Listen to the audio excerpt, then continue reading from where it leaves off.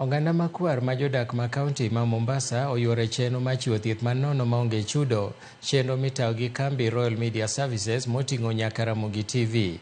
Ma timore seche ma bende oganda mathoth yuago wach nengo mar thieth mani malo, gino momiyo thoth jotuo ling' mane udi gi midekre. Jafwamb weche marwa Joja oko nitiere kanyono, kendo Joja oko inyalo leronwa ni to chenro mar thieth dhi nade gi e thuoloni? Erokamano ahinya Milton, nawinji maber kowuok e kaunti ma Mombasa. Kuma gie sani wagoyo tap e alap ma Mwahima mano mantiere e od bura ma Likoni e kaunti ma Mombasa, kuma kawuono Kambi mar Royal Media Services tayo chenro mar chiwo thieth nono maonge chudo ne jodak mantiere e alworani. Mana kaka iwache no, thoth gikoni sani ng'aurruok mar nengo mar thieth sani obedo malo, omiyo yudo ka thoth jotuo sani oling' mana e udi nikech gikoni samoro dhi e ute thieth mondo mi giyud omenda manyalo konyogi e yudo thieth ma kamago sani bedo matek.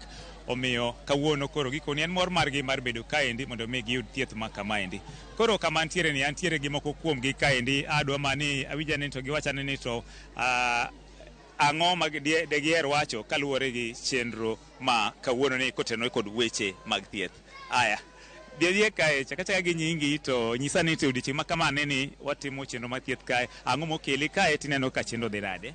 Wago erokamano ne Royal Media, waneno ka chenro nyinga Brian Alinga Gwanda, waneno ka chenro dhi maber kendo en mana ni ji ng'eny sana, to wapako Royal Media ahinya kuom gima gitimo nikech e Likoni ka wan gi ji mang'eny mokwinj maber, kendo waduoko erokamano ne MP marwa Mishimboko kuom timonwa chenro makama, omiyo wadhi konyore gi chenro masani ni ahinya.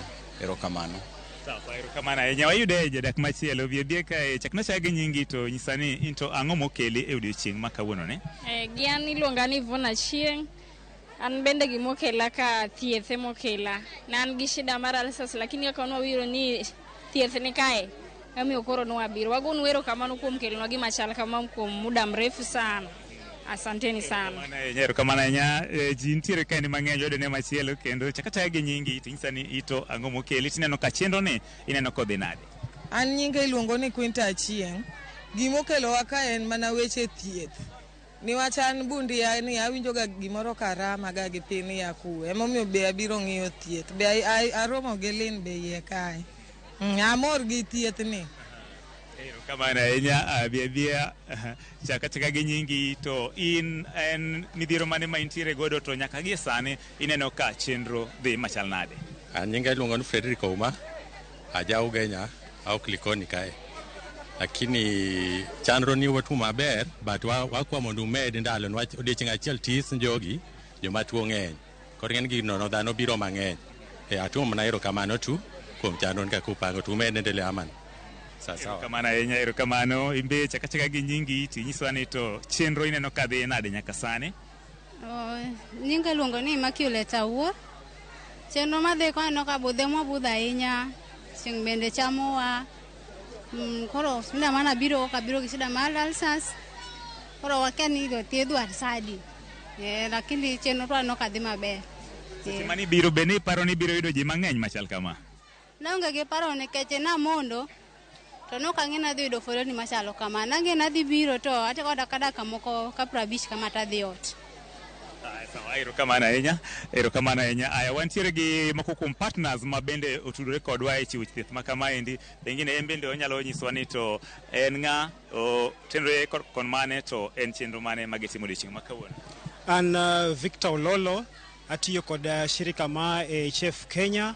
Kawuono wagon Nyasaye erokamano kuom huduma ma wakelo ne jopiny kae ka washirikiana kod shirika mar Royal Media Services ma wakelo huduma mag thieth ne jopiny e gweng' ma boma ma Mombasa, kaunti ma Likoni, kaunti ma Mombasa, sub kaunti ma Likoni.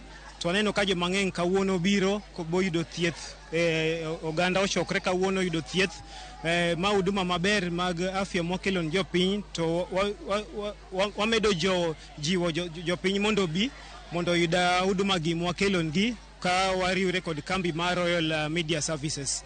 Agon Nyasaye erokamano kuom chieng' ma kawuono.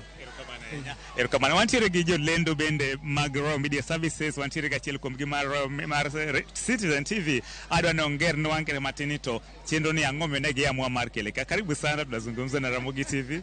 Labda tueleze tu, unaona kwa nini tumeamua kufanya mkutano ama hafla kama hii siku ya leo na hasa katika eneo hili la Likoni? Na kwanza niseme umeongea sana, sijaelewa umesema nini, lakini najua tuko hapa sote kwa lengo moja. Na ni furaha kuona kwamba vituo vingine ambavyo viko chini ya mwamvuli wa Royal Media Services kama Ramogi TV pia vimekuja hapa kupatiana support kwa sababu ya hii medical camp ambayo tumeileta hapa Likoni. Tuko hapa kwa sababu Citizen TV, kitu cha kwanza tunasema afya ya mtazamaji wetu kipaumbele chetu, kwa sababu mtazamaji akiwa hana afya njema nani atakayetutazama?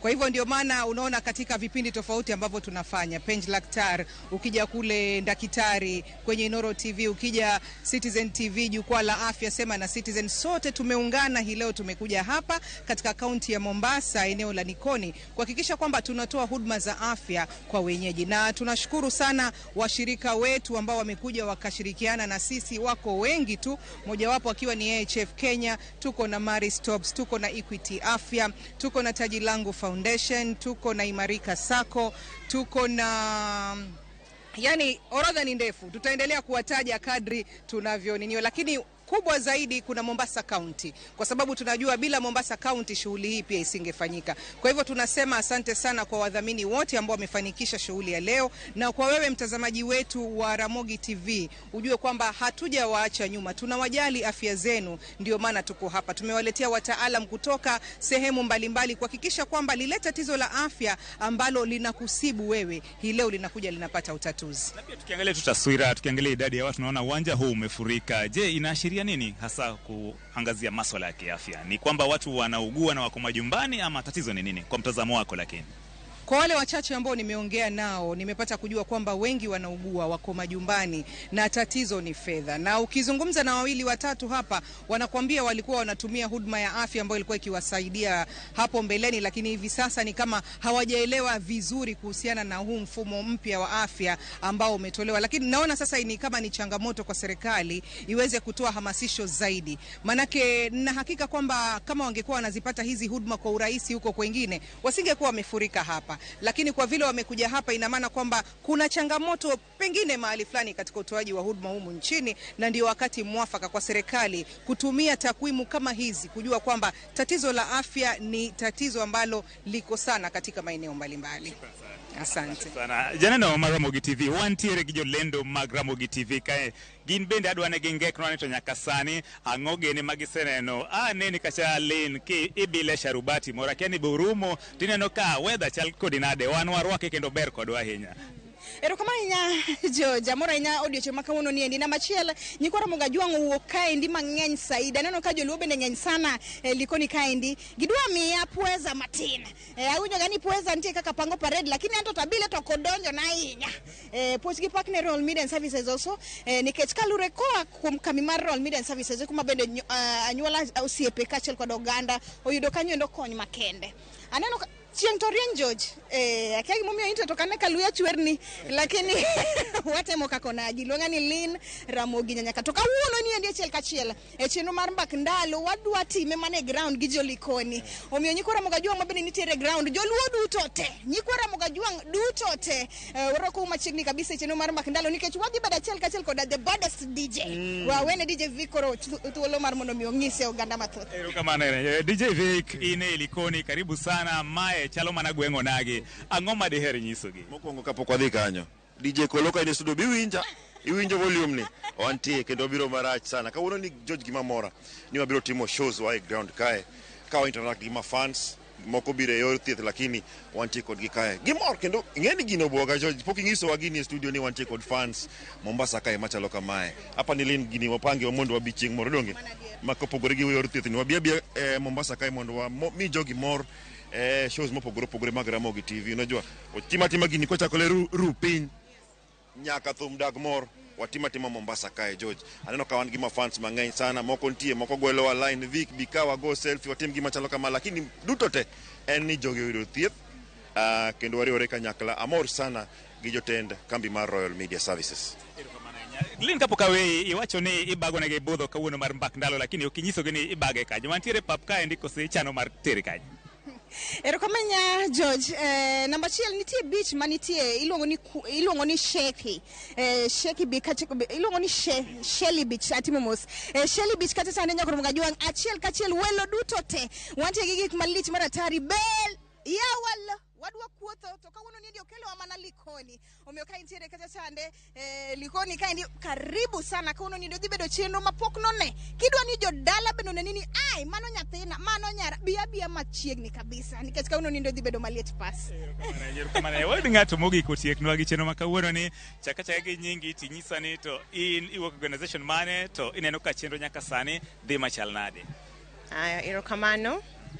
Iluonga ni Leila Owino.